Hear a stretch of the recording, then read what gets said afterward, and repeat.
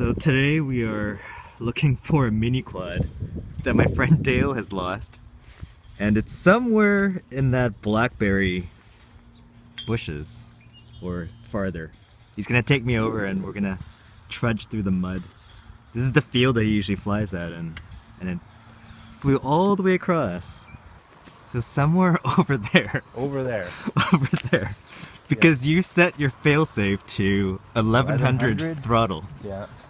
So way back there you lost signal.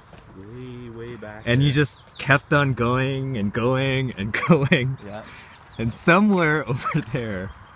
This is awesome, man. At least luckily I still had video. I hope we find it. Yeah. There's a guy that posted, he spent like a week or something looking for it. every day. And he eventually found it, right? And where he was, it was like raining and everything, so I think he's one of the guys that left it in some rice or used the dehumidifier. Yeah. And I think he salvaged some of it. I'm not sure. Motors will be fine. Yeah. You know, bearings might be bad, but motors should be fine. Yeah. Yeah, just use rice. Rice is actually... Yeah, I keep hearing that, yeah. I've used it a few times. I used it on some RC car. Oh, nice. VSCs, yeah. Oh man, this is just like swamp down here. We're going to be, I think, about where I crossed pretty soon here. So this is where you tried to cross last night. Yeah. And it was just like... Just up ahead, yeah. Holy. Okay, Dale, I'm up for the challenge. I'm not crashing here today, though. Okay. This is where you lost your flip-flops, right? Yeah, well, yeah, my closed-toed sandals. Right in there somewhere. Somewhere in there are your sandals. Huh, nice. Okay, so we've walked all the way around to avoid the mud, and we've come to this no trespassing sign. Yeah. Are we gonna be okay, Dale? Oh, I'm sure we'll be fine. We'll be fine. There's no one around. Okay. And you work for the government, right? Yeah. We'll be fine. Okay. I'm sure if we told them what we were doing, they'd be okay with it. I'm with you on this. Okay. Or I can use you as a decoy and I can run. Run. Yeah. Yeah. I'm tired from cycling, so you probably run faster. So we're back to kind of where we started. Yeah. Right near Wallace Drive. So we started there, we went all the way around and all the way back to avoid that swampy mud, which Dale has lost his sandals forever. Yeah. And so somewhere in this area is gonna be his mini quad. So are we ready, Dale? Yeah, I think okay. Let's do this.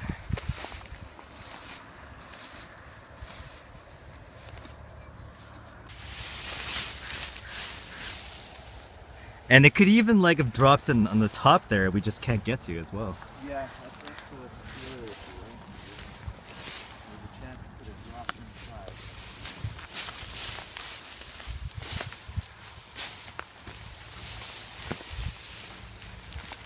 Oh man. When I said it was 12 feet high?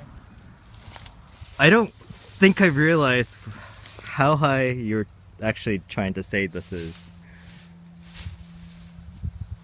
Although I don't think it would have got very far inside to this. No, but see, even if it landed on top, I know. That's pretty much the end of it. like we just can't get to it. Yeah. Which is why we kind of given up yesterday when I came out here and looked around for a little bit along the water's edge. My feet were already wet. Oh man. Yeah. So you said you spent about an hour and a half looking. Yeah. Around the water. Just I actually went back there too. Okay. Thinking that, oh, okay, I thought I saw it go like this, you know, up in here. So you think it's gonna be this cluster? I think it's going to be this cluster. I'm just poking through inside this bush, hoping by some sort of like winning the lottery that it's just nestled like right there, right? Just ready for us to scoop, and we just put a lipo back in and we spend the rest of the day flying. But not this spot at least. Okay, let's keep going. 12 feet than I thought. My reach is 8. That's a good another I think 5 or 6. well, even when we were texting last night, right? Yeah. I did not believe how hard it would be to find this. Yeah. So I'm just like, yeah, just email me kind of where it is and I'll look for it. Yeah, it's definitely not that easy. I think even if we had a weed eater and cut down this entire You need section, to have like a chainsaw. it would take forever. Now, Dale, if this was a $2,000 rig, That'd be it.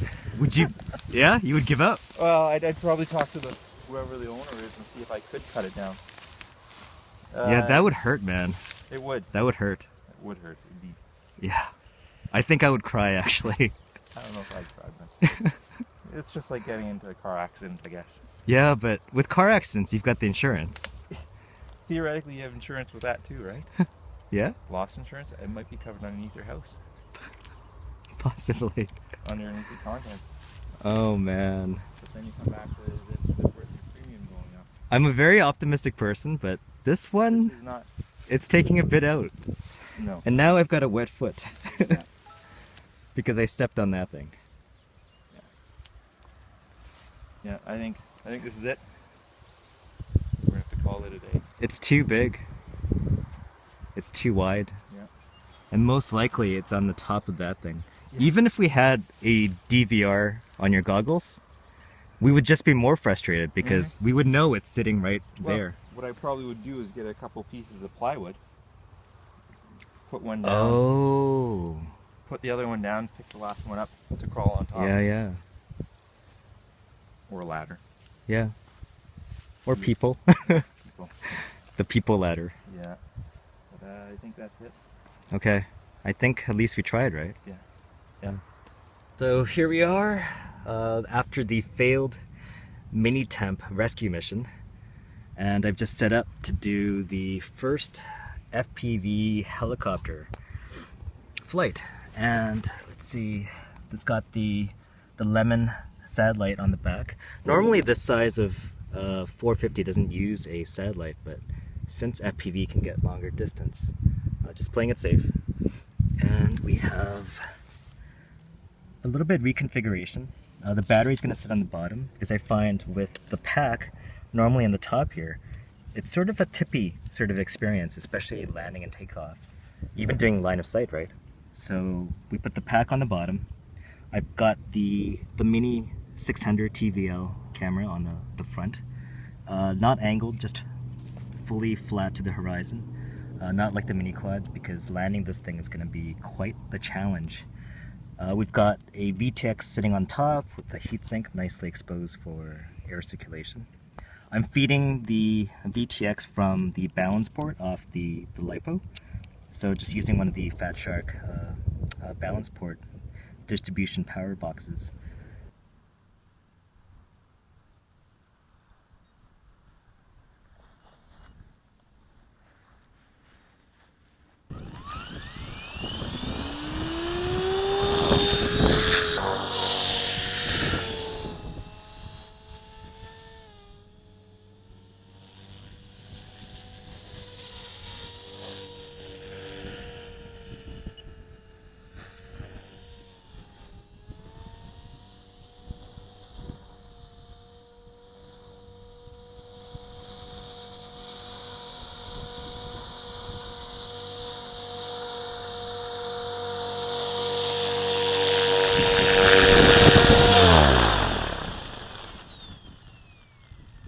Okay, just finished the first flight, and I must say I'm a little bit rusty, right?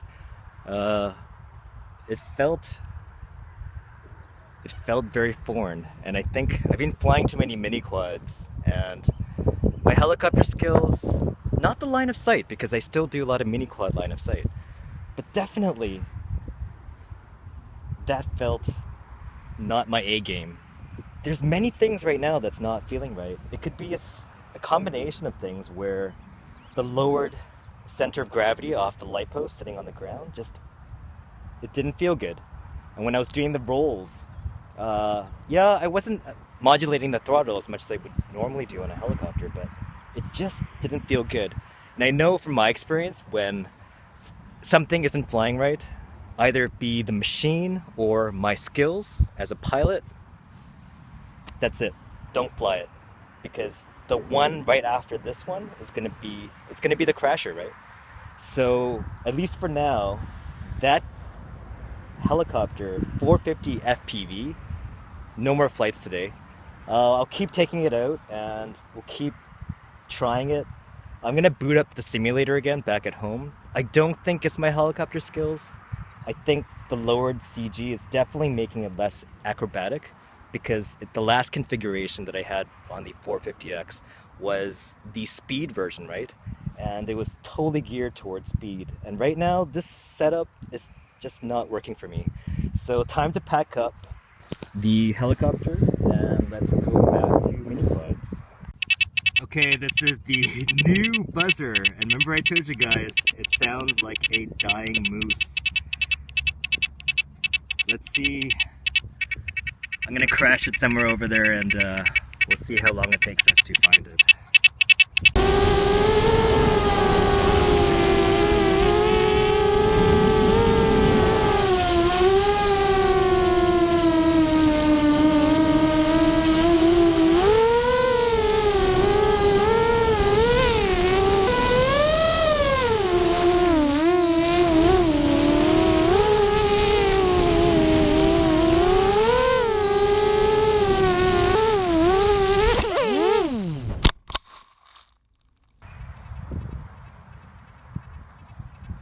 So we can hear the buzzer.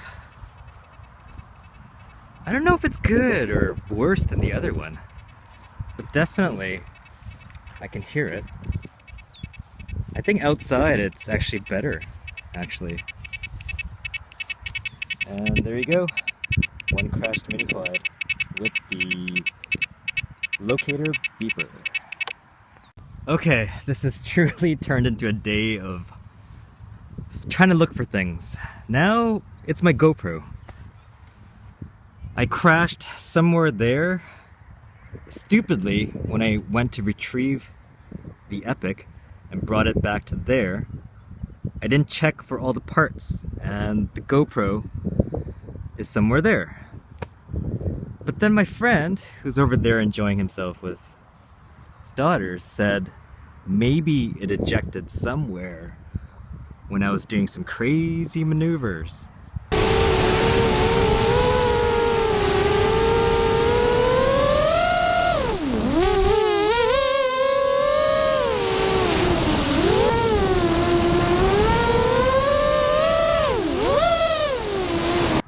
Which has never happened to me, but you never know, right? And this is the frustrating thing. The GoPro gets ejected and we're looking for it. So the last 30 minutes, just like when we were looking for the mini quad in the swampy blackberry bushes, I'm looking for the GoPro. And that really sucks. It really does. Some days this hobby is punishing, be it there's smoke or something just doesn't work or it's just not working right. And other days it's just like magic. We've got that perfect flight and it makes everything worthwhile.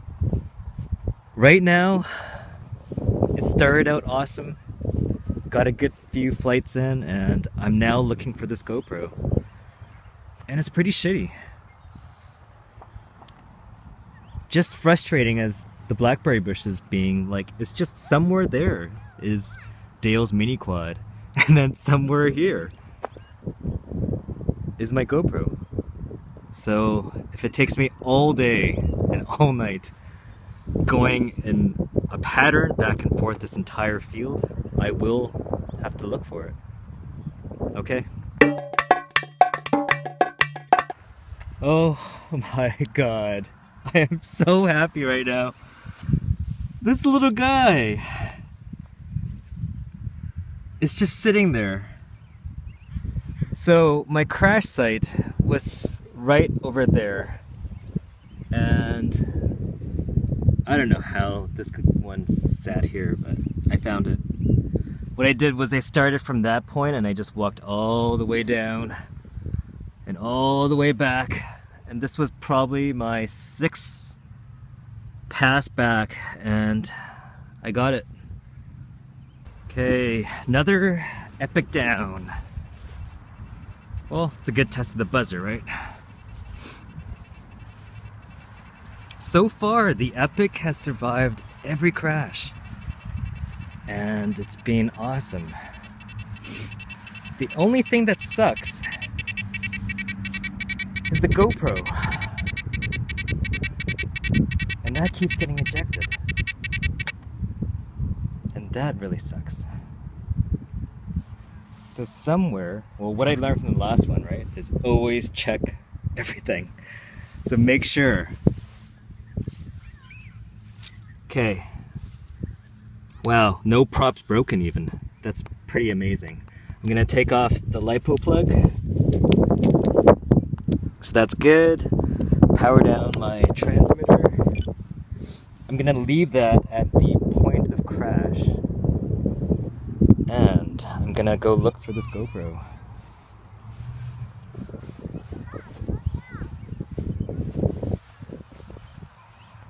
Okay, I found it.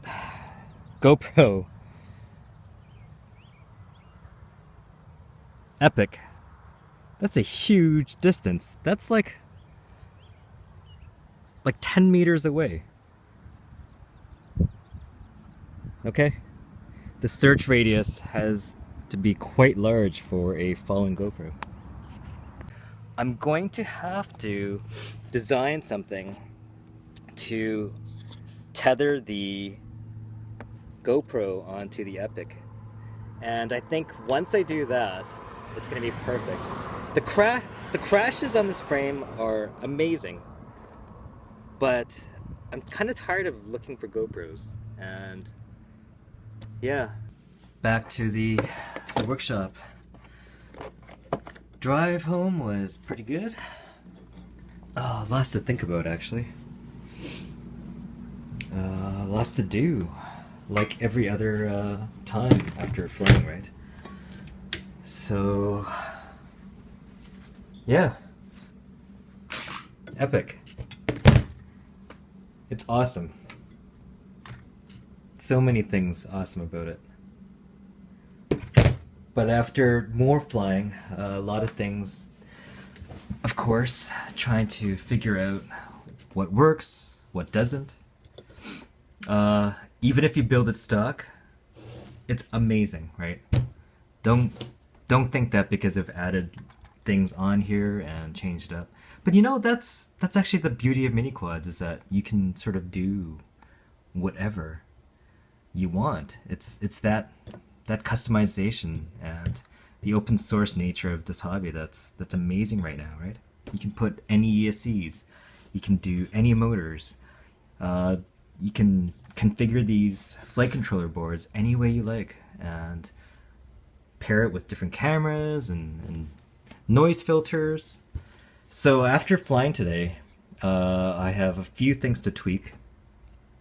I've been playing with the antenna placement because the way it was coming out from the front, when I was doing a lot of fast forward flights, it would actually block the signal just a little bit, right? So I had it coming off the side, and today it worked pretty well. So I might put a better way to mount it onto the frame. Spironet held up pretty well. A huge concern I had today was that when I had the LiPo in the tray area back here, the propeller would glaze on the cable if the battery shifted. And this morning when I first started, I was only running one LiPo strap, which is probably not good enough in hindsight.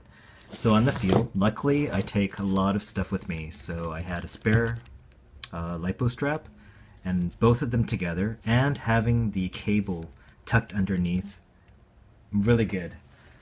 Now when this happened, it looked pretty ugly. So as soon as that happened, I did a tape up on the wire, and I put it in the middle of the field to make sure it's not going to explode or it's not going to catch on fire, right? Because you never know. These are kind of like ticking time bombs, right? And you can see from right there that it's got a huge gouge. The battery for now, I think it's safe. It's been about 3 hours since this has happened, and nothing has gone wrong. So I think we're good for now. So I'm gonna snip these off and deal with that probably tonight. So that's the aftermath of today's flight. All in all, pretty awesome. Mini quads designed to crash, right? And survive.